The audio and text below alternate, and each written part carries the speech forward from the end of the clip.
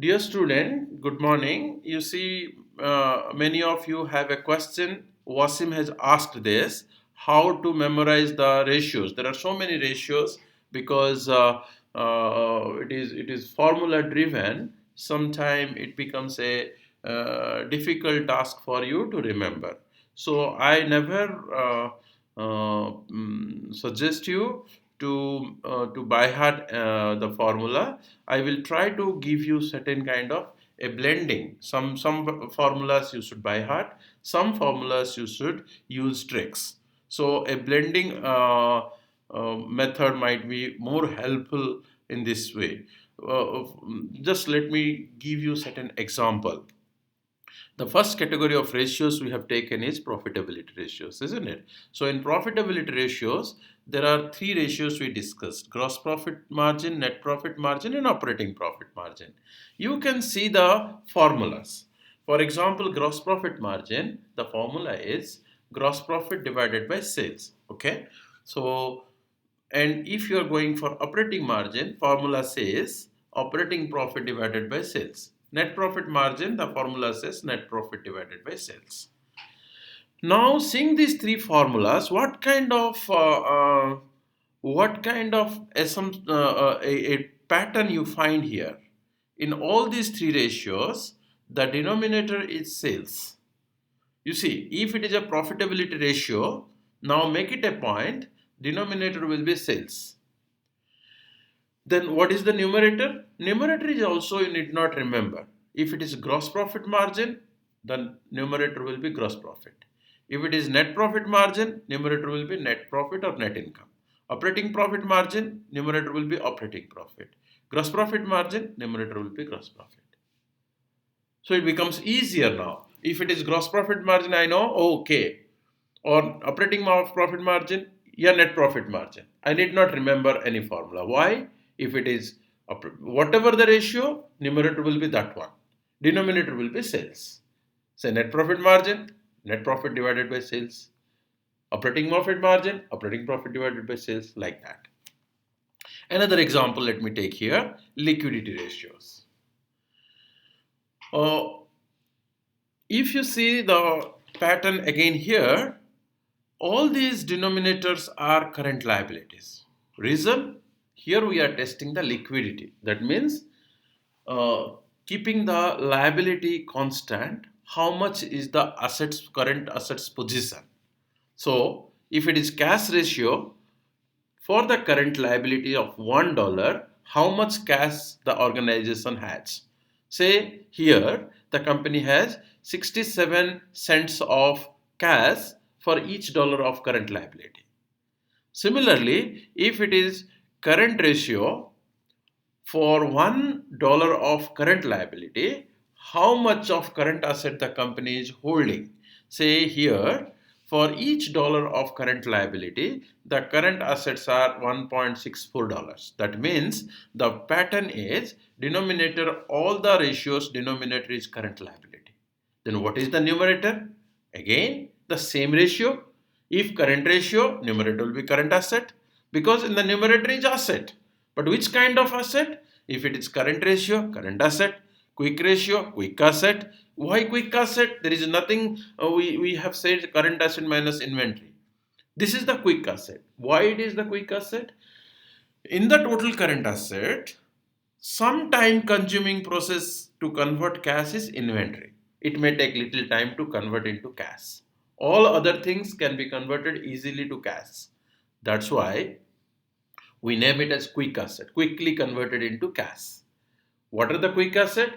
If you deduct the inventory from the current asset, all are quick assets. Therefore, the numerator, current asset minus inventory. Similarly, cash ratio, it is cash divided by current liability. Now let us go to one more ratio here. For example, operating returns. Return on equity is equal to net income divided by total equity. Return on asset. Net income plus interest expenses divided by total asset. Return on invested capital. So here you can see return on equity, ROE, ROA. The denominator is the particular ratio. For example, return on equity means denominator is equity. Return on asset means denominator is total asset. Return on invested capital means the denominator is invested capital. That is total equity plus net debt. So, what is the numerator? Numerator will be return, means the particular return you are getting for the employment. If it is total equity, then equity holders claim is net income. That's why numerator is net income. If it is asset, asset holders claim means asset means debt and equity. Their claim is the net income plus the interest. That's why in the numerator we put net income plus interest. Similarly, come to the valuation ratios, please. Market to book ratio. Very simple. The market price per share divided by book value per share, market to book ratio. Similarly, price earning ratio, market price per share divided by earning per share.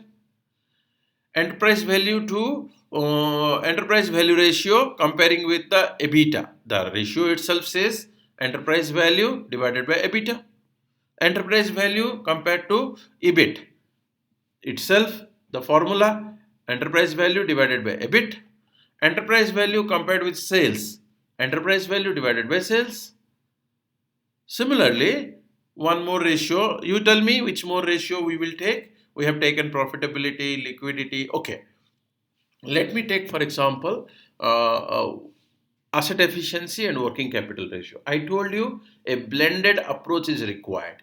In certain ratios you should use the trick, in certain ratios you should kind of try to memorize. For example, accounts receivable days.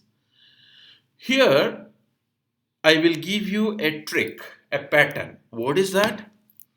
In these whole ratios, group of ratios, you find two patterns of ratios here.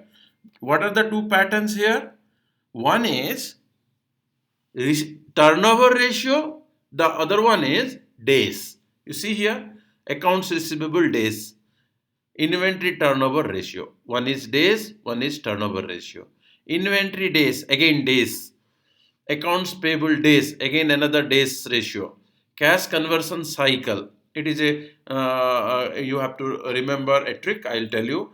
But fixed asset turnover, total asset turnover, receivable turnover, payable turnover, inventory turnover, all these kind of turnover ratios has a pattern. What is that pattern? If you want to note down, you can note down. The pattern here is any turnover ratio, denominator is the same, whichever you are asking, the same one will be the denominator. For example, total asset turnover, denominator will be total asset. Fixed asset turnover. Now you see, blindly you can say fixed asset turnover, denominator will be fixed asset. Accounts payable turnover, denominator will be payables. Receivable turnover, denominator will be receivable. Fixed asset turnover, denominator will be fixed asset. All turnovers, denominator is the same one. What is the numerator then? Either it can be sales or cost of goods sold. Maximum time it is sales. Maximum time the turnover ratio numerator is sales. In two cases it is cost of goods sold. What are the two cases? One is payable turnover ratio, numerator is cost of goods sold. Payable turnover ratio and inventory turnover ratio. In these two cases, numerator is cost of goods sold. Rest all other cases, the numerator will be sales. Let us take an example, fixed asset turnover, numerator sales. Total asset turnover, numerator sales. Receivable turnover, numerator sales. So trick is clear. Turnover ratios, denominator will be the particular ratio. Fixed asset turnover, denominator fixed asset. Total asset turnover, denominator total asset. Receivable turnover, denominator receivable. Payable turnover, denominator payable. Inventory turnover, denominator inventory. Numerator is in most of the cases sales, in two cases cost of goods sold. What are the two cases? One is inventory turnover ratio, numerator is cost of goods sold. Payable turnover ratio, numerator is cost of goods sold. Why? Because they are basically because of the expenses. Payable is for paying for the raw material, that's why it is cost of goods sold. Inventory again a part of the cost of goods sold, that's why numerator is cost of goods sold. So all other cases you have numerator is the particular sales, and denominator in all cases denominator the same ratio itself, like fixed asset, total asset. So accordingly the denominator is the same one, numerator is either sales or cost of goods sold. This way you should make. And days, how you calculate? Very simple. Once you calculated the if it is inventory days, numerator will be inventory. If it is payable days, numerator will be payable. If it is receivable days, numerator is receivable. And in the denominator, it is average daily. If it is receivable days, average daily sales. If it is inventory days, average daily cost of goods sold. If it is payable days, average daily cost of goods sold. As cash conversion cycle is the sum total of receivable days plus inventory days minus payable days.